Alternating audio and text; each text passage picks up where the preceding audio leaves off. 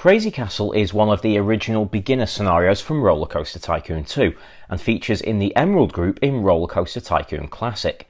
It's a large park and has a big castle fortress already built. Our job is to turn it into a theme park and have 1,500 guests at the end of year 4, with a park rating of at least 600. So how should we approach this?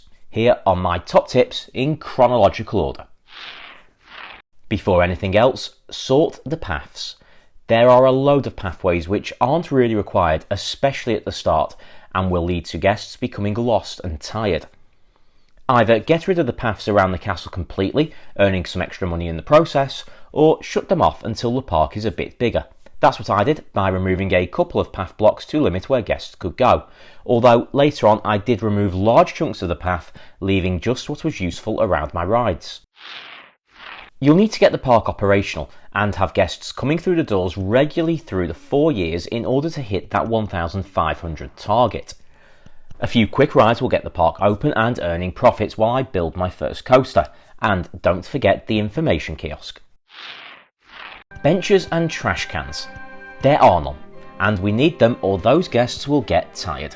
Those who were already at the park when the scenario began are already feeling tired due to the long walks and lack of benches. Spend your loan. The park needs filling up with rides to get guests through the door. The more rides you have, the sooner you can turn a profit and start adding new rides. That's because more rides attract more guests, meaning more people spending money in your park. The absolute fundamental basics of Rollercoaster Tycoon. Make sure you have a mix of rides, perhaps 2 gentle, 2 thrill, a log flume, and a couple of coasters of different intensities from your initial loan, with research set to maximum funding and your preferred options to unlock rides more quickly. Continue to expand your park. You need just shy of 400 new guests per year to get to 1,500, so even though you'll likely be above 400 by the end of year 1, don't ease off as you'll need new rides to keep increasing that guest count. There's so much land that space shouldn't be a problem in this park. I chose to fill the outer track of the inner walls with static rides and used the inner space for a few coasters. After that I expanded outside of the walls, starting with a monorail to help guests get from the park entrance. I then decided the land over the water would fit well for gentle and thrill rides, as well as a couple of smaller coasters, a Virginia reel and spinning coaster, leaving the water for one more large coaster. Finally, the land to the right of the castle is also probably best used for large coasters, given the large hill.